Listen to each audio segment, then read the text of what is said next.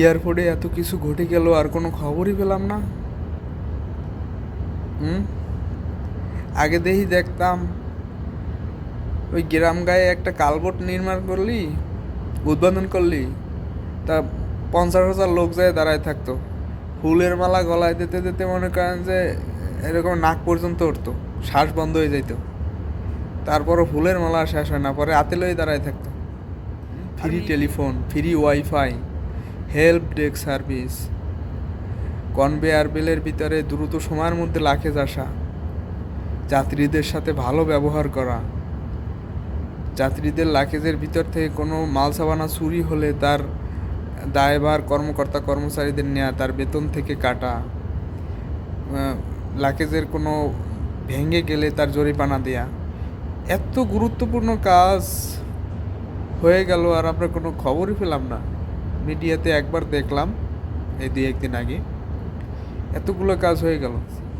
আমরা প্রবাসীদের পক্ষ থেকে ডক্টর ইউনূস স্যারকে অনেক অনেক ধন্যবাদ, অনেক অনেক সালাম। আমরা সবাই আপনার পাশে আছি ইনশাআল্লাহ। কিছু কিছু কুলাঙ্গার ছাড়া এখনও দেখছি কিছু কিছু কুলাঙ্গার আছে বাংলাদেশে। খাইতো তো আগে চুরি মারা কইরা, চুরি চোট্টামি কইরা, ওই আরেকজনের হক নষ্ট কইরা, দান্দাবাজি কইরা, ছিনতাই কইরা, রাহাজানি কইরা, হ্যাঁ, দুর্নীতি কইরা। এখন তো আর এগুলো চলতেছে না। এখন এই জন্য আপনার ভালো ভালো লাগতেছে না তাদের, ঠিক আছে? সেনাবাহিনীর ভালো লাগতেছে না, পুলিশের মধ্যেও দেখলাম। হ্যাঁ, এখন ওই পকেটে আর মানি তো যাবে না, বুঝেন নাই? পকেটে মানি না গেলে এখন তো ভালো লাগবেই না, স্বাভাবিক। এই জন্য কিছু কিছু পুলিশ আছে, কিছু কিছু নেতা খাতা আছে যাদের পকেটে আগে মোটা মোটা বান্ডিল ঢুকতো, এখন আর ঢোকে না। হ্যাঁ, এখন আর ঢোকে না, তাই ইউনূস স্যারের ভালো লাগবে কী রে? কী করে লাগবে ইউনূস স্যারের ভালো? কিন্তু আমরা সাধারণ জনগণ সবসময় আমরা পাশে আছি ইউনূস স্যারের। আমরা ইউনূস স্যারকে অনেক ভালোবাসি। আশা করছি আমাদের দেশটা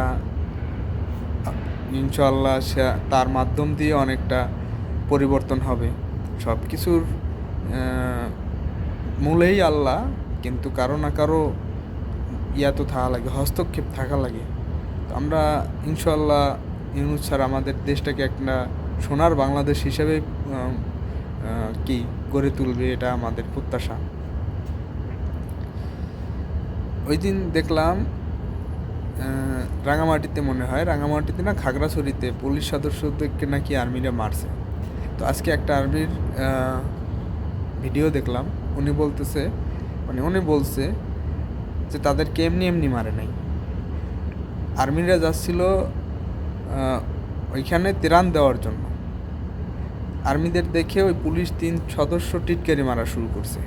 তারা টিটকারি মারতেছে, আজে বাজে কথা বলতেছে, ঠিক আছে? তখন ওইখানে ছিল এক গোয়েন্দার কর্মকর্তা, উনি আবার জিজ্ঞেস করছে ওই পুলিশ সদস্যদের কাছে যে এই কথা তোমরা কেন বলতেছো? তারা তো খারাপ কিছু করতে আসে নাই, তারা তো মানুষের সাহায্য করতে আসছে।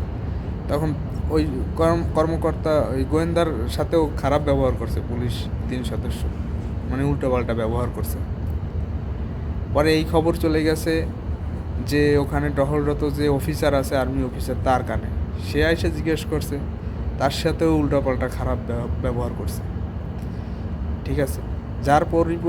যার পরিপ্রেক্ষিতে আর্মি খেপে গেছে। এরকম কুলাঙ্গারদের মারা উচিত। এরকম কুলাঙ্গার যদি থাকে দেশে, তাহলে দেশ কখনোই উন্নত হবে না। আমরা আর্মি ভাইদেরকেও স্যালুট জানাই, আপনারা আপনাদের কাজ করে যাবেন। যে যে এটায় অপরাধ করবে সেটা ধৈর্য ধরে একদম ধানের ভিতর থেকে চিটা যদি বাইসে না বাইর করেন, তাহলে ওই সব ধানই নষ্ট হয়ে যাবে। ইউনূস স্যার একটা কথা বলে না, দেশটা পচে গেছে, পচাই ফেলাইছে। এই পচা জায়গা সব কাটি ফেলাই দেওয়া লাগবে, ভালো জায়গাটুকু রাইখা। পচা সব কাইটে ফেলানোর পরে যদি দেশটা শান্তি হয়। আমরা কবে ভালো হবো ভাই, কবে মানুষ হব? আমাদের এখনও এত কুটকুটানি।